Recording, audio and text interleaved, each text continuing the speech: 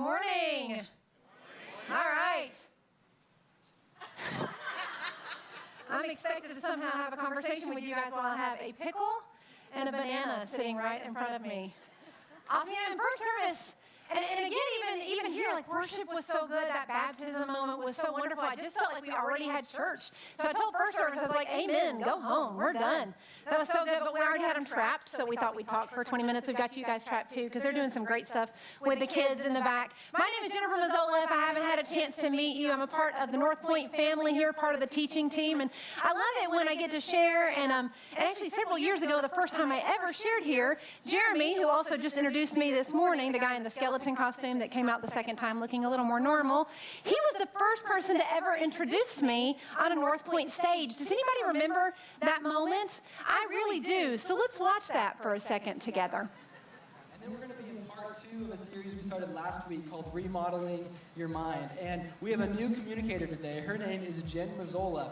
And y'all are in for a treat because Jen actually is a seasoned communicator. She works with communicators for conferences and things like that. She was just behind the scenes at the Global Leadership Summit here in Austin a few months ago. So I can't wait for you to hear what she has to say for part 2 of this series. Seasoned communicator. And I did not let him forget that for many, many months. I was like, that's not a compliment, Jeremy. Don't say that to anybody, especially not older women. But I actually am now even more seasoned, several years more seasoned. Had a birthday a couple of weeks ago, and what's funny is I actually always thought I'd be someone who just kind of didn't really struggle with aging. Like I thought, I'm not going to be frustrated by aging. I mean, it'll be fine. I'm just going to age gracefully. And I was used to things like my dad turned like totally gray in his 30s, so this has not been real for a very, very long time. I've had 2 children, so I don't jump on trampolines, and Wives need to lean over and explain what that meant to men, because there are some people that are like, why doesn't she jump on trampolines? I don't understand. I also carried 2 toddlers for years, right? So I kind of had the whole bad back thing. But there was something that happened as I was aging, and literally, I swear it happened really on my birthday this year, is all of a sudden I need these. I need glasses. It's funny because I'm walking around the house yesterday and I'm like, where are my readers? And my son is like, don't call them readers. That makes you older when you call them readers. But I need them all the time now. The older I get, the more that I need these. I went on Amazon and bought them in bulk. Now, I'm also super resistant to wearing these. Like, I don't actually want to admit that I need these. I will fight. I will use the flashlight on my phone at any restaurant before I pull those things out in public, right? So it's so funny to be someone who thought, I'm not going to struggle with aging, and then I get here. The irony is also that as a child, I thought people with glasses were cool and popular, so I faked an eye exam as like an 8, 9-year-old, and I pretended to need glasses. We go to the eye doctor. He's like, oh, wow, this is concerning. You're basically blind. Who knew? I get my prescription. My parents pay for the glasses. Parents will appreciate that. And it's weird. I couldn't wear them because I didn't need them. But now I need them, and I'm reluctant around every corner to pick up my readers and put them on. And I have to ask myself, like at some point, you would think pride and vanity would just kind of go away and I would just wear my readers, but I have to have conversations with myself actually, and they go a little something like this, like, Jen, do you want to see? Do you want to be able to read? Do you want to accurately pay a bill or actually know what you are ordering on a menu? And we're kind of talking about this a little bit this morning. Because if you're anything like me, the idea of correcting my vision at this season of life gets trickier and trickier. I'm a little more reluctant. And while we're talking right now about literal vision, I want us to be thinking this morning about the other lanes which we look down. Where is your vision? Where are your eyes fixed? What are you looking at? And do you need to refocus? And I'm not just talking about what you're actually seeing. I mean like your relationships. What do you see in your marriage? What do you see in your career? What do you see with your coworkers? What are you looking at with your kids? What are you looking at with your friends? Because we believe that where you look determines your direction. Now, we're right around the corner from the holidays. I don't know if you guys feel it yet. We're in the middle of like sports stuff, full swing with school stuff, and we're about to get some more family time and some really excited. I know you're all really pumped about the extended family time that's around the corner. And we wanted to take a Sunday, just a pause, to refocus. We wanted you to have an opportunity, just one Sunday, to say, hey, I want to get my eyes fixed in the right direction. I want to see clearly. I don't want to be reluctant to actually have clear vision. I think that this conversation is so important, and I think that's part of why God, throughout the Old and New Testament, consistently tells us something along these lines, right? He's like constantly saying, hey, I want to shine light in dark places. I want you to see correctly. I want you to look right at me. I want you to walk this way. Someone know the song? No one? No one finished the song in their mind? Oh, wow, someone sang it. Jeremy, we got some worship people in here. This idea is that God is always saying, I want you to have the correct vision. I want you to see things clearly. I want you to be putting your feet on the right path, because we all get out of focus. We all miss opportunities to actually see what's actually going on. We can all get so busy or distracted that we aren't paying attention to what has our attention. And sometimes when we aren't being aware of our vision, it has results. It has not just, hey, I can't pay a bill or I can't see a menu, but we're talking about relational vision, and we're talking about spiritual vision, emotional vision. If we aren't looking in the right places, we're talking about wasted time. You're going to waste time. We're talking about wrong priorities. You may think you need to be looking in one direction, but there's actually an entire different direction God wants you to look. Misguided energy, misguided emotions. You're angry at this thing that's not even the thing to be angry at.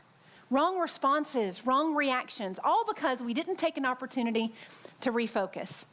Now, if you go to the eye doctor, which if you're anything like me, when you go to the eye doctor and also the dentist, you're like, I really should have done this a while ago. But when you go, he uses this machine, right, to turn all these dials, all these little nuances so he can see exactly how your vision is literally coming across, right? He's actually dialing in to see what you actually see. And that's what we want to do this morning. We just want to give you an opportunity. Each of you have brought your own stuff into this space, and we want to give you a minute to consider, do you need to refocus? Do you need to look at that differently? Now, speaking of aging, I don't know if anybody else has experienced this in their household, but when my husband turned 40, and we're about halfway through that chunk of time right now, but I noticed when he turned 40, and every year since, we've been having more and more conversations about one of these things. It never came up before. We never slowed down to look at a bike before, but now all of a sudden, we're asking questions about this. Maybe I should. I'm like, no, we shouldn't. But, anybody else experiencing this? It's funny, the idea with, any vehicle, right, responds to a driver's steering or input, but particularly with motorcycles and bikes, where you are looking impacts where you are going to go. Right? What happens naturally is the place your eyes are going, your body will naturally lean into, and that's actually going to steer the bike or the motorcycle. It's called the look where you want to go principle. It's a literal principle that happens physically to your body when you are riding a bike or a motorcycle. And it's not just there that we find this principle at work. My mom is an artist, and she's been teaching art classes for years and years. One of the first things she teaches any of her students is how to draw a straight line. And the only way to draw a straight line is to pay attention to where you want your pen or your brush to end up. Not where it is, and not some other place on the canvas or on the paper, but where you want it to go. And if you fix your eyes where you want it to go, your hand will naturally give you a straight line. I was talking to my husband about this, and he said, yeah, just like Wayne Gretzky always said. No clue who Wayne Gretzky was. Definitely didn't know what he said, but apparently he played hockey in New York for a chunk of time, which is where my husband is from. And he said this, skate to where the puck is going, not where it is. Just a reminder that you need to be looking at the direction you are trying to head, and that's where you want to go. Get your eyes there. Your body will actually follow, because where you look will determine your direction. And for some of us, we've been looking in one direction, and it's been in the wrong direction for far too long. And the pain of staying focused in that direction is growing. It's not getting better. And yeah, it's kind of scary, or it might require something of us to refocus and shift our view, but it's worth it. And I think that's why this proverb is given to us. Now, a proverb is just a simple expression that has a deeper truth. And in the Bible, Proverbs is located in the middle of the wisdom literature, and it just gives us guides for morality, right choices, meaning of life. And it's got all these phrases and all these great one-liners, but this one proverb really stuck with me after I read it. It's in Proverbs 4. I want to look at it together this morning. It says, let your eyes look straight ahead. Fix your gaze directly before you. Give careful thought to the paths for your feet, and be steadfast in all your ways. Do not turn to the right or to the left, but keep your foot from evil. This morning, where is your gaze fixed? What has your attention? Where are your feet set? And are they where you really want to be? Now, if you've got kids or you've ever worked with kids, you've probably experienced trying to get their attention, and that it's not that easy, especially when they are distracted. If you've ever asked a toddler to go pick something up and they've gotten distracted by the TV as they go across the room, or perhaps as they're coming to you, they fall down and they're inconsolable but out of fear or anxiety from what they just experienced from the fall. You know, I actually had this moment with my youngest son, Parker. That's a literal moment right there. He's also watching from home and didn't know I was going to use that picture. You're welcome. Right, and Parker's inconsolable at this moment, because when you've got an inconsolable kid, how do you fix that? How do you get their attention? How do you get them to refocus? Now, when the boys were 2 and 3, I decided to go back to school. Don't recommend it. Not at that season of life, right? But when I went back to school, I was taking classes for human development. Also, don't recommend that when you have children. Because when you sit in these classes where they tell you what will and won't mess everyone on the planet up, and you realize you're doing most of the things that will mess the people on the planet up. But everybody in your class is significantly younger than you because they don't have kids yet. They just got out of undergrad, and and they're just like smiling at everything the teacher is saying, and you're like, no, I just jacked up my kids. Like, I did that thing. So I would go to my professor after every class and be like, how do I fix the thing that you just said that would do that thing that when they're 30, they're going to do? And she would calm me down, and she would say, just listen and apply what you can as you can. And one of the things that I tried to apply, because I would really get frustrated when they didn't listen to me, or when I perceived the kids weren't listening to me. And one of the principles is super simple, right? It's like, hey, you actually think they're listening to you, and they actually aren't. Like adults' ears and kids' ears are very different. And so I started to do things like get down on their level when I'm trying to talk to them. Maybe be slower in my responses. Like when I requested something of them or asked them to do something, I would give it a little bit of space, give them a second to hear me. Or maybe I would speak a little slower. But honestly, especially in moments like you saw with Parker, really the best thing I could do was to stop and make sure they were looking at me. And sometimes the only way I could get them to look at me was to take their tiny little faces in my hands, gently, sometimes, and make sure they were really looking into my eyes so that they could actually hear what I'm saying.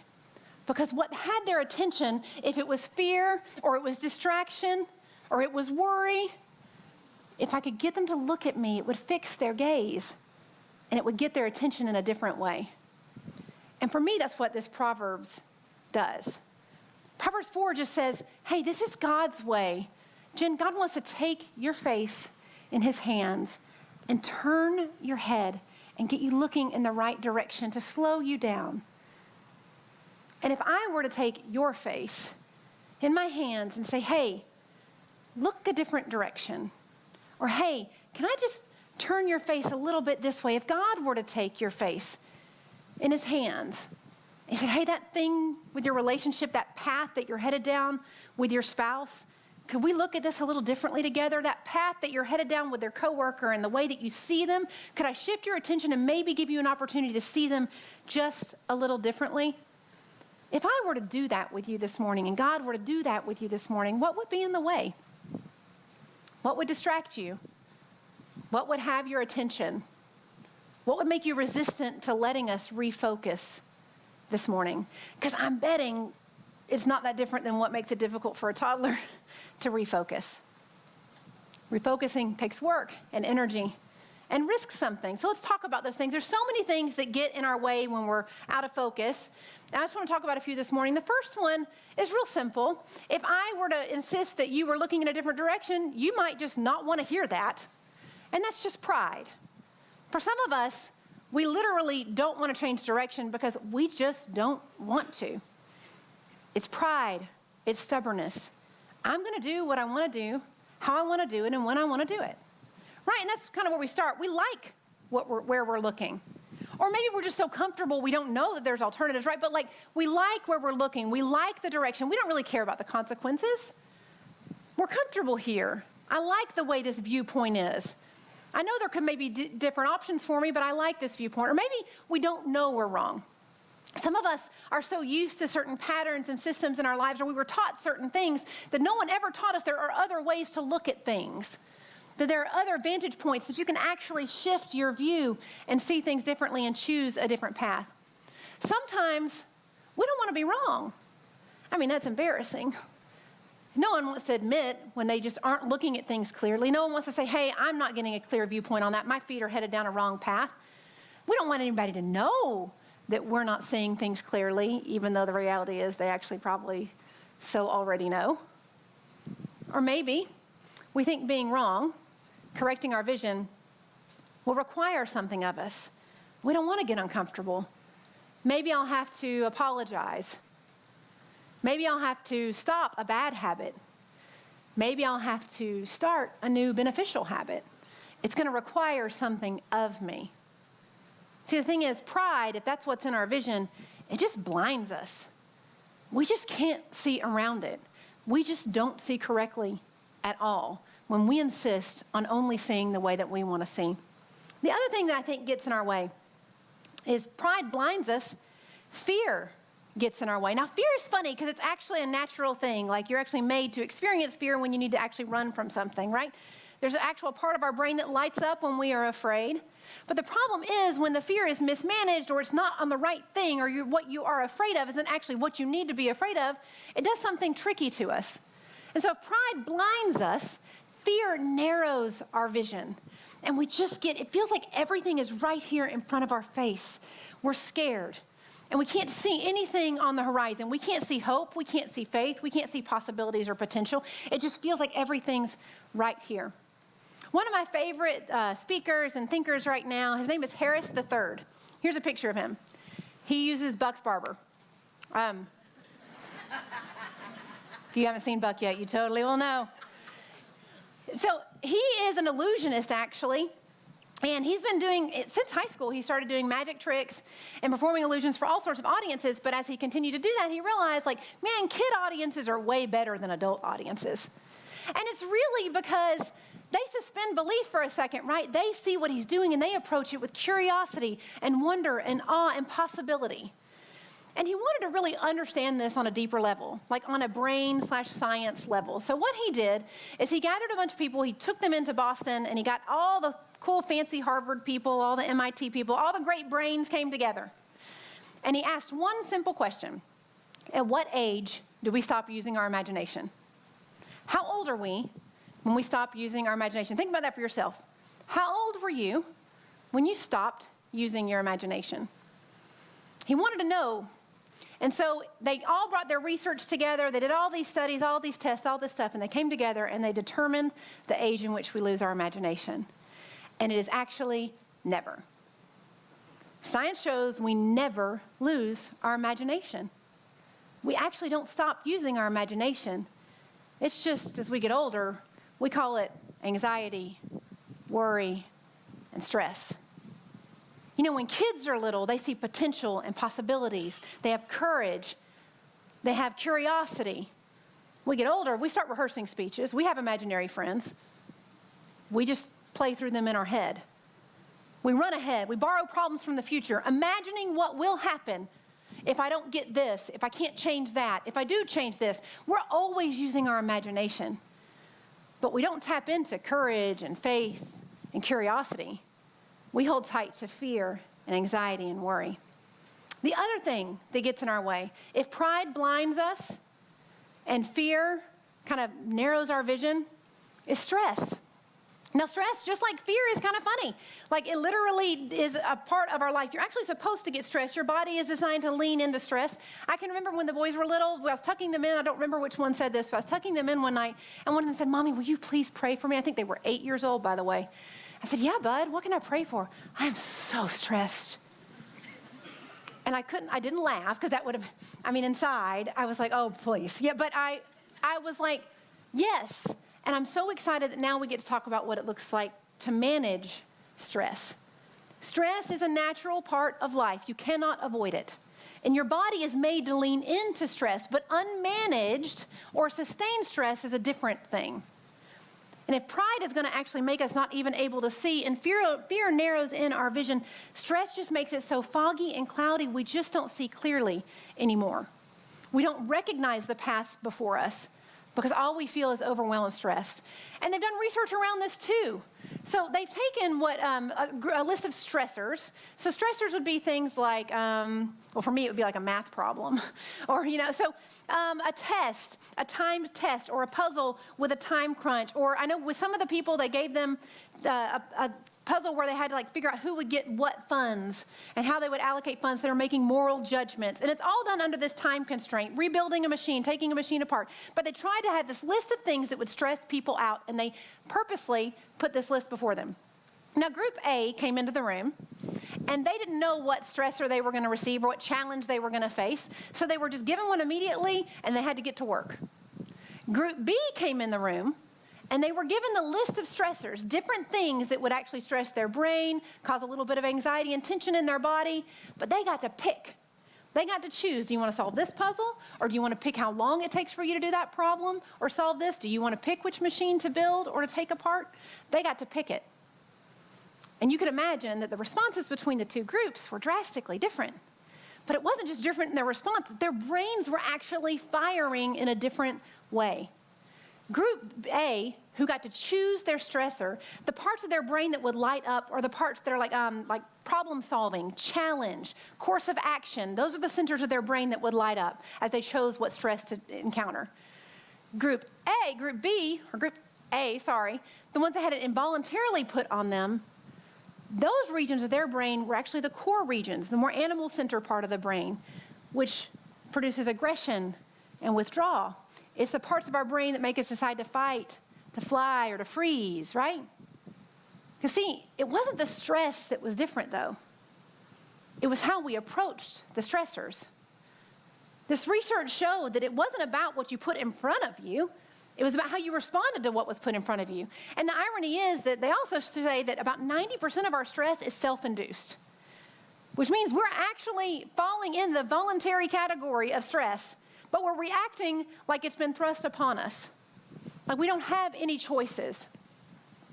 And we do this thing in our life where I think we fight, we read books, we listen to podcasts, we try so hard to eliminate fear, anxiety, and worry from our life. We want to get rid of those things. Tell me how to get rid of stress. Tell me how to get rid of fear. Tell me how to get rid of worry. And guys, it's just not going to go away. It's a part of life.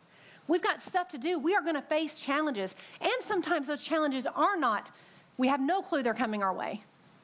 We're going to experience these things, and we fight so hard to eliminate them as opposed to fighting to tap into faith and hope and courage and curiosity and potential and opportunity. We don't seem to run as hard after those things as we do to eliminate the others, which is why I think this proverb is so important and valuable for us. It's why I think this advice is so important. Because if I can't see clearly, if I can't fix my gaze and consider my paths and put my feet on the right path, not looking to the left or the right, I won't have correct vision. What about you? What are you looking at? Where have you allowed pride or fear or stress to be what has your attention, to narrow your vision or to cloud your judgment? That's why we want to talk this morning. Because often the things that we think we're seeing is not what we're actually seeing. Oftentimes the thing that we think is happening is not what's actually happening. And it's important that we take time to understand, to pay attention to what has our attention. So what has your attention this morning? Where are your eyes fixed? Where are you looking? Because that will determine your direction. Now, I think our proverb gives us 3 great things that we can do to correct our vision, to refocus. So let's talk about those this morning. The first thing, let your eyes look straight ahead. Fix your gaze directly before you. Fix your gaze. Do you even know what you're looking at? Do you even know how the dials would turn if you went to the eye doctor? Do you even know how God might correct your spiritual, your emotional, your relational vision right now? Do you know how to fix your gaze, how to pay attention to what actually has your attention? Fortunately for us, we're not the first group of people that actually struggled to figure out what was and wasn't in front of our face. Paul, who wrote most of the New Testament, gave us 2 pieces of advice that are connected to this in 2 different letters. Let's look at those. In Galatians, he says, carry each other's burdens, and in this way you will fulfill the law of Christ. Each one should test their own actions, for each one should carry their own load. I love that Paul does this. Right out of the gate, he said, hey, we got to make a distinction here. There is a difference between burdens, which you are not intended to carry on your own, and load, which are your responsibility. And I would bet that for some of us in the room, our vision is off because we haven't made those distinctions. We are trying to carry other people's loads, or we are refusing to let someone help us carry our burdens. He later goes in Romans and he says, as far as it depends on you, live at peace with everyone, meaning there's a distance. You're only supposed to go as far as it depends on you, not as far as it depends on them. But if you aren't clear and you can't see it clearly, you'll go too far or not far enough. You have to consistently be allowing God to take your face in his hands, slow you down enough to help you see correctly. Now, a friend of mine and I have this saying that we use when too much is on our plate and we're kind of stressed about stuff. We'll say, what's in your circle? Now, when I work with people, I actually have them literally do this on paper, but you don't have paper. So just do this in your mind. See it drawing behind me? Draw your circle in your mind. And here's what I want you to do. Think about that thing that's got your attention this morning, or things. Anything that you can control. I'm going to say that again, so really think about it. Anything that you can actually control, that you are truly responsible for, that you have capability of actually owning and managing, all of those things go in your circle. Some examples might be your words, your habits, your choices, what you say, what you don't say. All this stuff goes in your circle. Anything that you can't control, i.e., other people's opinions, their choices, the consequences of others' actions. Like as far as parenting goes, something I have to remind myself often, in my circle is the kind of mother I choose to act like and be and work toward. Outside my circle is how my sons turn out. But I often parent as if that's inside my circle, like I'm somehow responsible to make them into something. And I'm responsible for my part, but not their choices. They are adult men, which is crazy to think about now.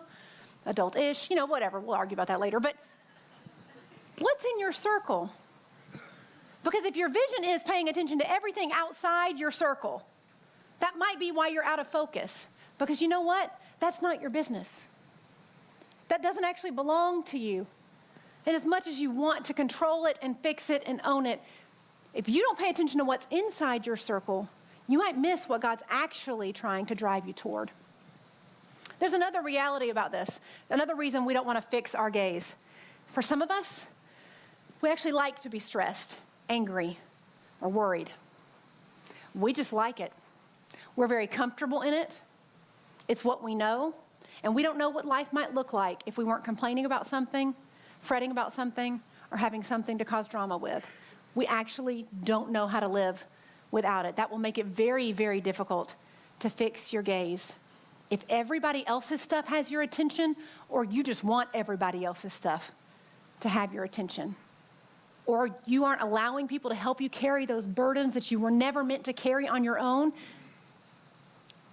or helping others carry their loads that they are supposed to carry.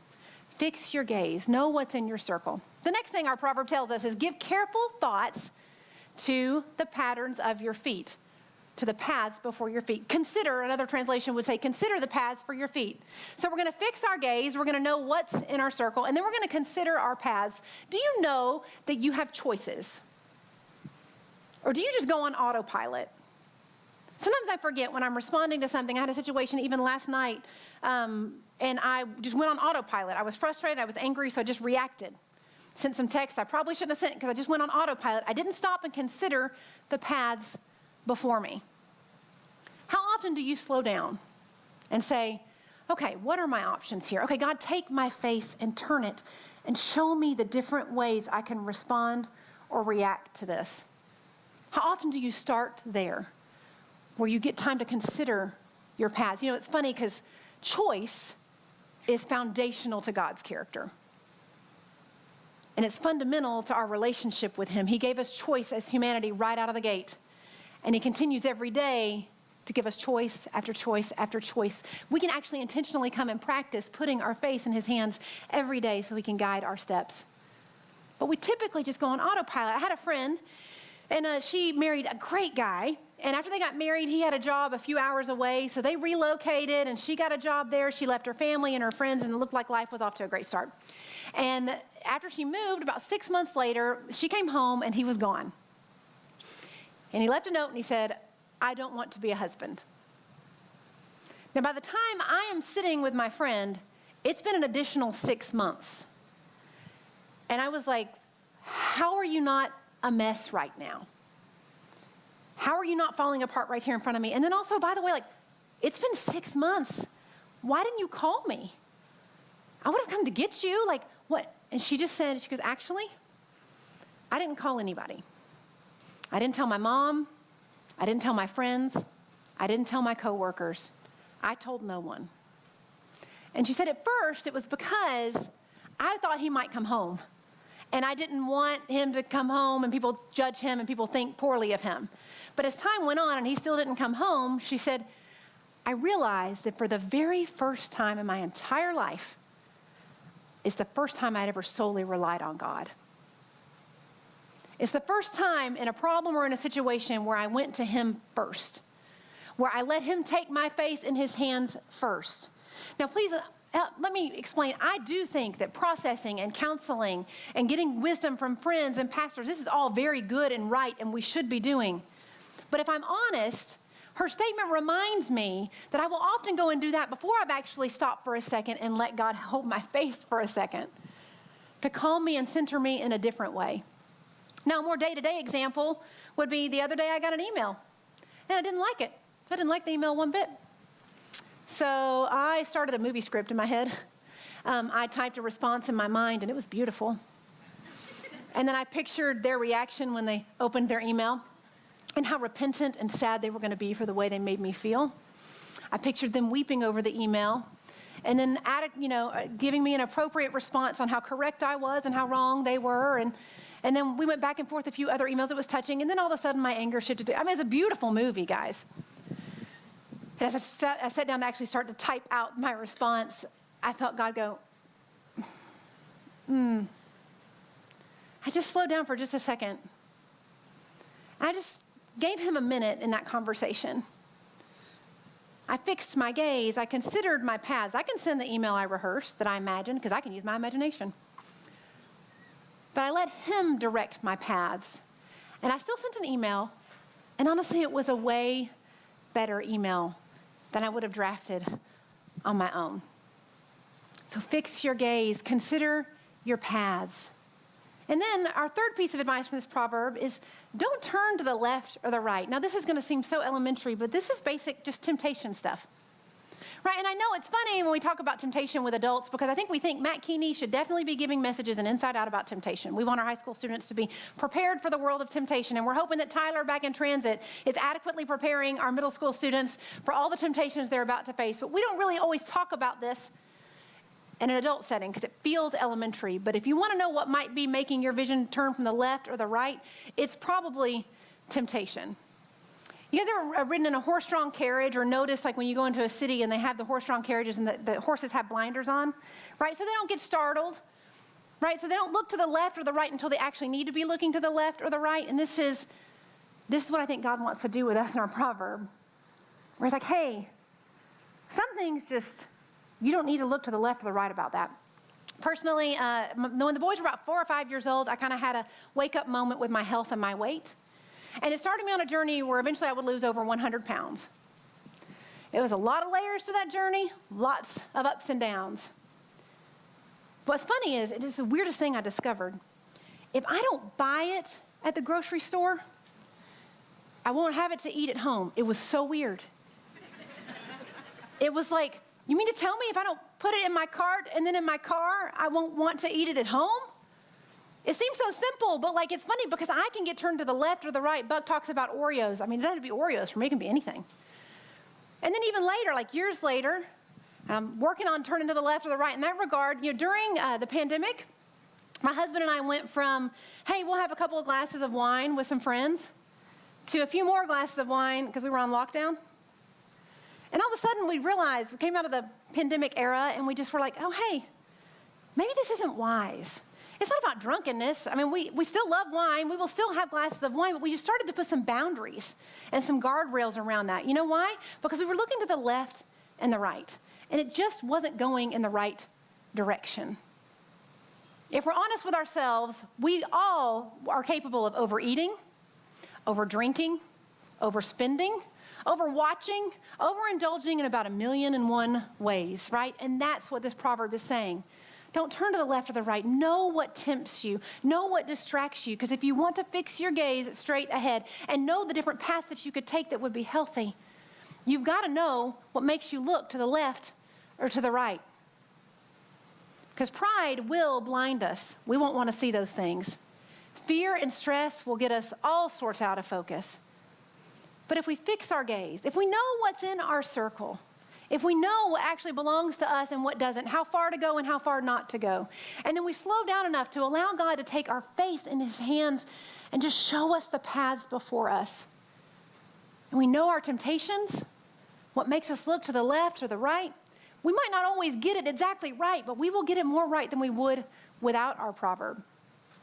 It's funny, we were in message prep, and one of the team members here at Northpoint was talking about a procedure that he had where he got his vision corrected. And my dad had the same procedure. And I remember my dad saying, when he woke up and he started to look around, he goes, everything's in HD. Everything is clearer. Everything is brighter. And this person was saying that, man, everything had a depth that didn't before. Can you imagine what your life might look like if you refocused? Can you imagine what might be a little clearer? Can you imagine if God is wanting to show you a depth that you never could have imagined was there or you have forgotten? Is there a depth in your marriage, a depth in your friendships, a depth in your work relationships? But you got to not let pride blind you or fear narrow you or stress fog you. You've got to fix your gaze, consider your path, and don't look to the left or right, but set your feet straight. Because where you look will determine your direction, and we want you to be going in beneficial pathways. We're going to pray together this morning. It's just an opportunity for God to take our face collectively and put it in his hands. Let's pray. Father, I thank you. I thank you that you've wired us to actually naturally lean in the direction of our eyes, but we confess that sometimes our vision is off. That stress and fear, pride, so many things get in the way. But I thank you that you give us the opportunity to stop, to slow down enough, to consider our paths, look directly ahead, and to allow you space in our lives daily to take our face in your hands and to set our gaze on good things, on right things, on true things, on your things. Help us to see clearly in all things. In Jesus' name, amen. Guys, thank you so much. We'll see you next week.